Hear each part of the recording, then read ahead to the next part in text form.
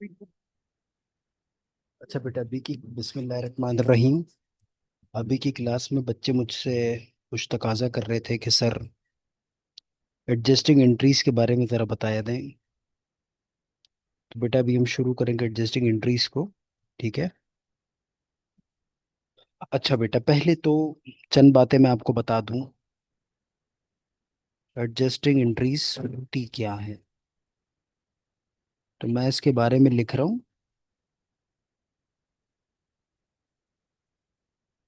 यहाँ पर इसकी डेफिनेशन एक छोटी सी लिख देते हैं। Adjusting entries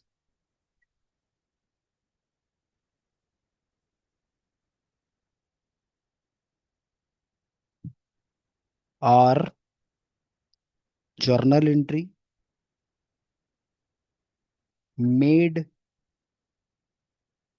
eight the and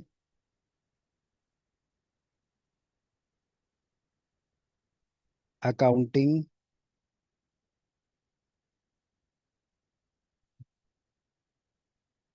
period. Made at the end of accounting period यानी साल के आखिर में बनती है, यानी जब आपका अकाउंट्स का पीरियड एंड होता है जब बनती है। ठीक है। To adjust certain revenue and expense account, यानी एक्सपेंस और रेवेन्यू को एडजस्ट करने के लिए आप एंट्रीज बनाते हैं। ठीक है जी। एडजस्टिंग एंट्रीज बनाते हैं। अब एडजस्टिंग एंट्रीज की कुछ काइंड्स होती हैं। अक्रूवल होता है, अक्रूवल के अलावा डेफरल्स होता है, डेफरल्स के अलावा नॉन कैश होता है, नॉन कैश में डेप्रिसिएशन बैड डेट्स आ जाता है। ठीक है बेटा। तो फिलहाल मैं आपको इस तरीके से बना के दे दूं कि आप अपने पेपर की तैयारी कर लें। ठीक है। तो मैं ज़रा आपसे बात कर लूं कि अगर मैं तरीके से पढ़ाऊं, तरीके से बताऊं, तो मुझे इस तरीके से करना पड़ेगा कि मुझे आपको पहले अक्रूवल समझाना पड़ेगा, फिर डेफरल समझाना पड़ेगा, और लास्ट में नॉन कैश समझाना पड़ेगा। ठीक है बेटा। मैं आपको वो, क्योंकि मेरा इस वक्त जो मेन टारगेट है वो बेटे आपके पेपर की तैयारी है, मैं उस हवाले से काम कर रहा हूँ। ठीक है। तो सबसे पहले हम शुरू करते हैं प्रीपेड से। मैं आपको ये बता दूं बेटा, प्रीपेड डेफरल्स का पार्ट है। ठीक है। डेफरल्स का मतलब एडवांस होता है, और प्रीपेड डेफरल्स का पार्ट है।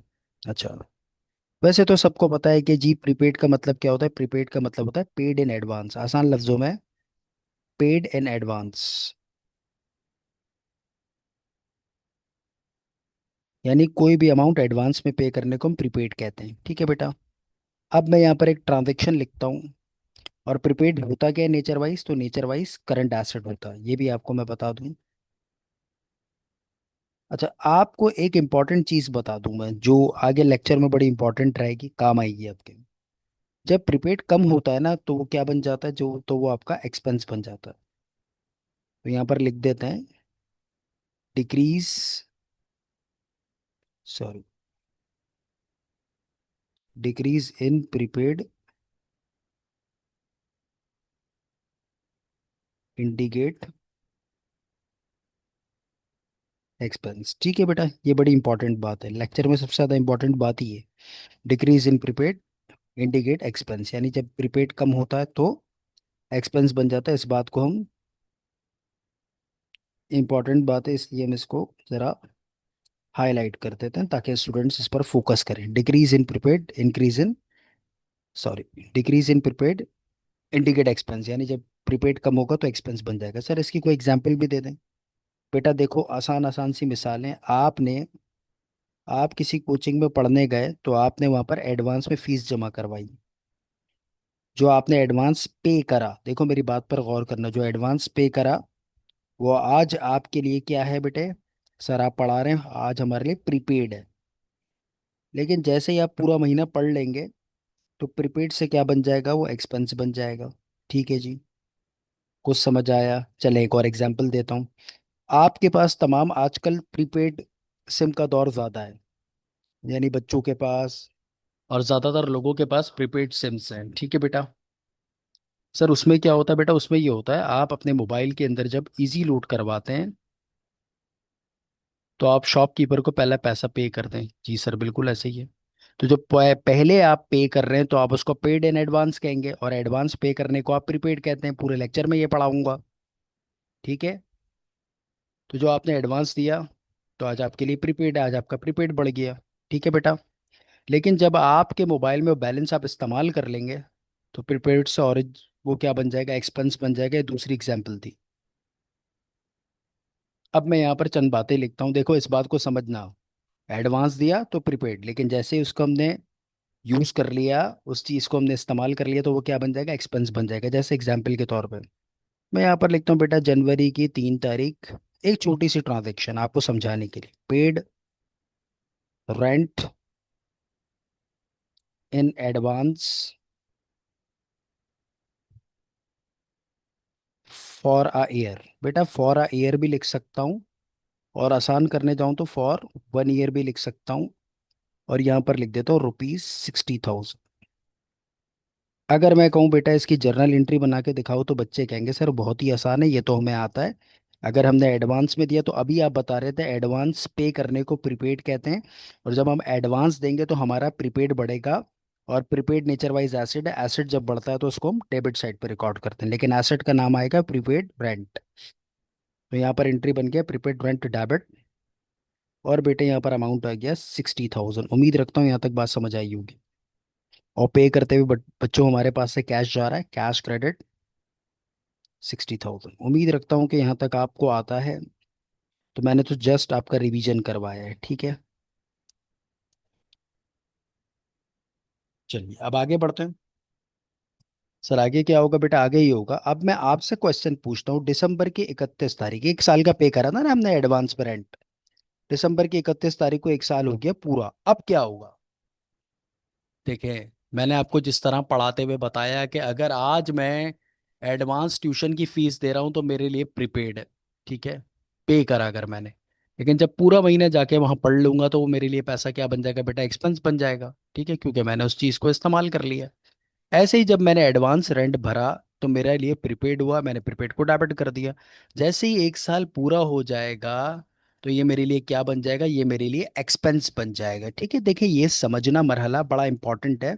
और हमारा बच्चा ज़्यादातर 99% यही मिस्टेक करता है कि भाई प्रीपेड एक्सपेंस कैसे बन रहा है। तो मैं आपको जो एग्जांपल्स दे रहा था आपने बार बार उसको सुनना है, ठीक है बेटा। तो ये आज जनवरी की 3 तारीख को तो प्रीपेड है, लेकिन जब दिसंबर 31 आएगा तो ये पैसा मेरे लिए क्या बन जाएगा, एक्सपेंस।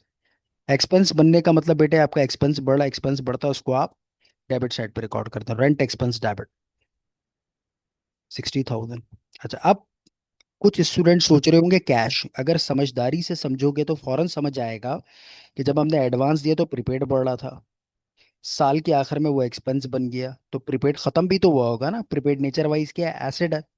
खत्म होने का मतलब आपका एसेट कम हो रहा है, एसेट कम होता है कहाँ रिकॉर्ड होता है, क्रेडिट साइड पर, प्रीपेड रेंट क्रेडिट। ये मेरे बच्चों एडजस्टिंग एंट्री कहलाती है, मेरे समझाने का तरीका यही रहेगा भाई, ठीक है बेटा। अब मैं आपको एक एक चीज बताता हूँ, उसको जरा देखिएगा। मैंने यहाँ पर लिखा, 2 रूल इससे पूछे जाते हैं एडजस्टमेंट्स में। चले मैं 3 में कन्वर्ट कर देता हूँ। रूल 1 क्या है बेटा, रूल नंबर 1 मैंने यहाँ पर लिखा ट्रायल बैलेंस। अच्छा, मेरी आदत है, मैं चले मैं पूरा ही लिख देता हूँ, बच्चे कंफ्यूज होंगे। और यहाँ पर मैं लिख देता हूँ एडजस्टमेंट्स। अच्छा बेटा देखो, आप अब समझ गए ना, प्रीपेड जब खत्म होगा या कम होगा तो क्या बनेगा, एक्सपेंस। अगर ये कंसेप्ट समझे हो ना, तो आपको आगे की मेरी बातें बहुत आराम से समझ में आएंगी। जैसे मैंने यहाँ पर लिखा प्रीपेड, अब मैं रेंट से हटके यहाँ पर इंश्योरेंस के टर्म इस्तेमाल करता हूँ। अच्छा बेटे, कुछ जगहों पर प्रीपेड की जगह पर अनएक्सपायर्ड लिखा होता है। दोबारा कहूँ, कुछ जगहों पर प्रीपेड की जगह अनएक्सपायर्ड लिखा हुआ होता है। तो एक चीज याद रखिएगा, अनएक्सपायर्ड भी प्रीपेड को कहते हैं, ठीक है बेटा। मैंने यहाँ पर लिखा 7,000, और यहाँ पर मैं कर देता हूँ 2,000।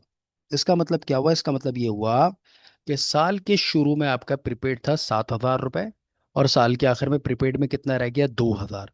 तो 5,000 कहाँ गया होगा। देखो मैं बार बार ये चीज़ पढ़ा रहा था, ऊपर समझा रहा था कि प्रीपेड जब खत्म होता है या कम होता है तो क्या बन जाता है, एक्सपेंस। क्या बन जाता है, देखें यहाँ पर साल के शुरू में प्रीपेड 7,000 था, साल के आखिर में बेटा प्रीपेड कितना हो गया, 2,000। तो आपका प्रीपेड क्या हो गया, कम हो गया।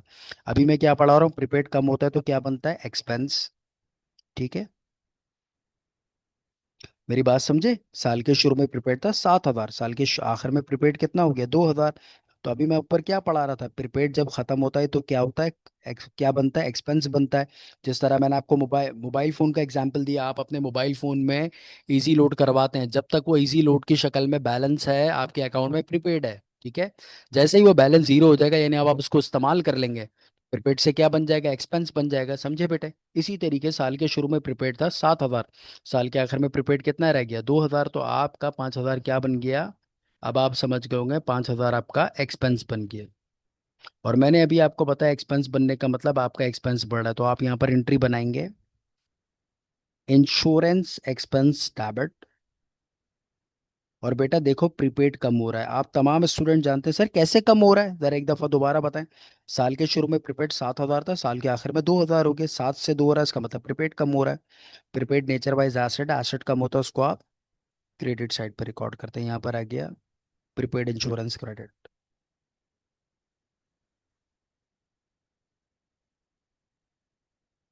एक तो बेटा इस चीज को पूछने का ये तरीका है, और कुछ एग्जामिनर इस बात को ऐसे पूछते हैं, देखो रूल नंबर 2। कैसे पूछते हैं बेटा, कुछ एग्जामिनर ऐसे पूछेंगे, यहाँ पर लिखेंगे हम लोग ट्रायल बैलेंस, और यहाँ पर लिखेंगे हम लोग एडजस्टमेंट्स। ट्रायल बैलेंस में मैं लिख देता हूँ प्रीपेड इंश्योरेंस, और एडजस्टमेंट्स में मैं लिख देता हूँ इंश्योरेंस एक्सपेंस। आपको कंफ्यूज करने के लिए एग्जामिनर एक्सपेंस की जगह पर एक्सपायर्ड का वर्ड इस्तेमाल कर सकता है, एक्सपायर्ड की वह जगह पर कंज्यूम्ड का वर्ड इस्तेमाल हो सकता है, यूज का वर्ड इस्तेमाल हो सकता है, एक्सपेंस को ही कहते हैं। ठीक है बच्चों, यहाँ पर हमने लिखा 7,000, और यहाँ पर मैं लिख देता हूँ 2,000। देखें यहाँ पर मैं आपको डायरेक्ट बता रहा हूँ, क्या बताया मैंने, कहा भाई साल के शुरू में प्रीपेड था 7,000 रुपये, उसमें से साल के आखिर में 2,000 एक्सपायर हो गया, यानी एक्सपेंस बन गया।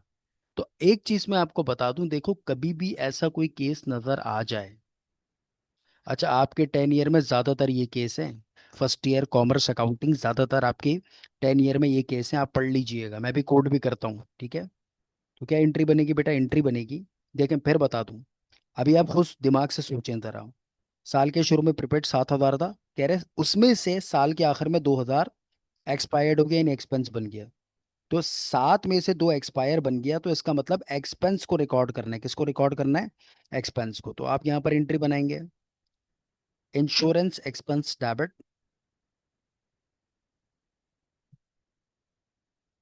और यहाँ पर आ गया प्रीपेड इंश्योरेंस क्रेडिट। अच्छा ये तो मैंने आपको पहले तरीका बता दी, अब मैं इसका शॉर्टकट बताता हूँ। देखो पहली चीज, क्या हेड्स ऑफ अकाउंट सेम है, सर कैसे पता चलता है हेड्स ऑफ अकाउंट का, बेटा देखो ऊपर प्रीपेड इंश्योरेंस लिखा हुआ है, प्रीपेड नेचर वाइज एसेट है, यानी ऊपर इंश्योरेंस एसेट के नेचर में, और नीचे किसके नेचर में, एक्सपेंस के नेचर में। तो हेड्स ऑफ अकाउंट यहाँ पर अलग हो गया, क्योंकि ऊपर एसेट है नीचे एक्सपेंस है। ठीक है, ऐसे देखते हैं हेड्स ऑफ अकाउंट को। अब आप एक बात याद रखिएगा, जब भी हेड्स ऑफ अकाउंट सेम ना हो तो एडजस्टमेंट को देखना है, किसको देखना है, एडजस्टमेंट। एडजस्टमेंट पे क्या लिखा हुआ है, एक्सपेंस, क्या लिखा हुआ है, एक्सपेंस का नॉर्मल बैलेंस किसका होता है, डेबिट का। तो आप एंट्री बनाते हुए एक्सपेंस को डेबिट कर दें, और ऊपर प्रीपेड इंश्योरेंस लिखा हुआ था, प्रीपेड इंश्योरेंस को आपने क्रेडिट कर दिया, लेकिन याद रखना अमाउंट किसका आएगा, एडजस्टमेंट वाला आएगा। मैं एक दफा दोबारा इस बात को रिपीट करता हूँ, जब भी हेड्स ऑफ अकाउंट सेम ना हो तो आपने एडजस्टमेंट को देखना है, एडजस्टमेंट में कौन सा अकाउंट है। अगर एडजस्टमेंट पे जो भी अकाउंट है उसके नॉर्मल बैलेंस को देखो, देखो इस वक्त एडजस्टमेंट पे एक्सपेंस है, एक्सपेंस का नॉर्मल बैलेंस किसका होता है, डेबिट का। इसलिए मैंने इंश्योरेंस एक्सपेंस को डेबिट करा और प्रीपेड इंश्योरेंस को क्रेडिट करा, और अमाउंट कौन सा आएगा, एडजस्टमेंट वाला, मैं फिर बता दूं, लेकिन कब, जब हेड्स ऑफ अकाउंट आपका सेम ना हो। सर ये कब कब आया है, बेटा ये तो बहुत सारे ईयर्स के अंदर आया है, जिस तरह मुझे जहां तक याद आ रहा है, ये आया है 2011 प्राइवेट के अंदर। ये आया है 2018 प्राइवेट के अंदर। तो और भी ईयर्स के अंदर आया हुआ है, बट मुझे जो याद था मोटा मोटा वो मैंने आपको बता दिया। 2018 रेगुलर के अलावा ये एक और मुझे जो याद आ रहा है 2019 के अंदर भी आया हुआ है। ठीक है। अच्छा 22 में भी लाजमी सी बात है आया ही होगा, ऐसा नहीं हो सकता नहीं ना आया हो। और ये जो बात मैंने आपको बताई थी ना बेटा, ये तो आपको 2006 के अंदर भी मिल जाएगी, 2004 के अंदर भी मिल जाएगी। 4 और 6 के अलावा करंट पेपर में एक सवाल आया हुआ है एडजस्टमेंट का। 2023 क्वेश्चन नंबर 9 या 10 होगा, देख लीजिएगा ठीक है बेटा। उसमें जो एडजस्टमेंट है उसमें पूछा हुआ है।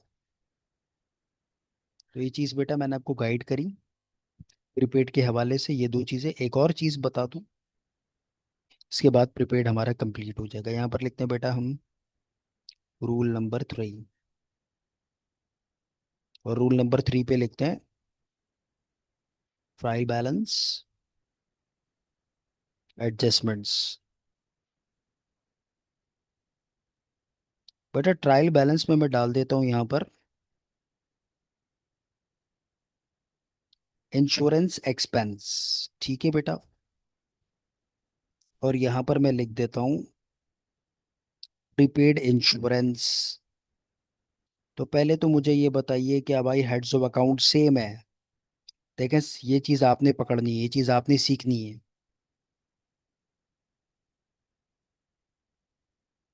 क्या सवाल पूछा भाई? हेड्स ऑफ अकाउंट सेम है? तो बच्चे कहेंगे नहीं सर, कतई तौर पे हेड्स ऑफ अकाउंट सेम नहीं है। क्या पढ़ा रहा हूँ बेटा, जब भी हेड्स ऑफ अकाउंट, पहले तो आपने हेड्स ऑफ अकाउंट को देखना है, अगर सेम नहीं है तो पहली चीज एडजस्टमेंट वाले अमाउंट से एंट्री को बनाओ। और दूसरी बात, जो जो एडजस्टमेंट में लिखा हुआ है उसको देखो, एडजस्टमेंट में क्या लिखा हुआ है, प्रीपेड है। जो एडजस्टमेंट में लिखा हुआ है आप उसको देखें, एडजस्टमेंट में प्रीपेड लिखा हुआ है। अब आप ये बताएं प्रीपेड नेचर वाइज क्या होता है, तो स्टूडेंट्स कहेंगे एसेट होता है।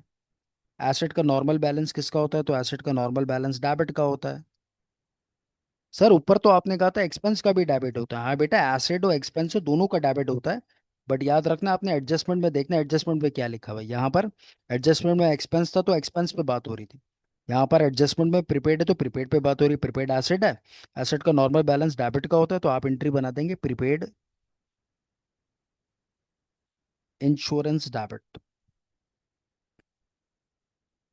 और ऊपर इंश्योरेंस एक्सपेंस लिखा हुआ है, इंश्योरेंस एक्सपेंस क्रेडिट। ये मैंने आपको शॉर्टकट बताया बेटा इसका। 5000। अब इंशाल्लाह नेक्स्ट उसमें मैं आपको एक्सपेंस बताऊंगा, एक्सपेंस को कैसे रिकॉर्ड करना है और एक्सपेंस को आप कैसे ट्रीट करेंगे। ठीक है बेटा, जब तक के लिए मेरे पास इतनी ही चीज़ थी।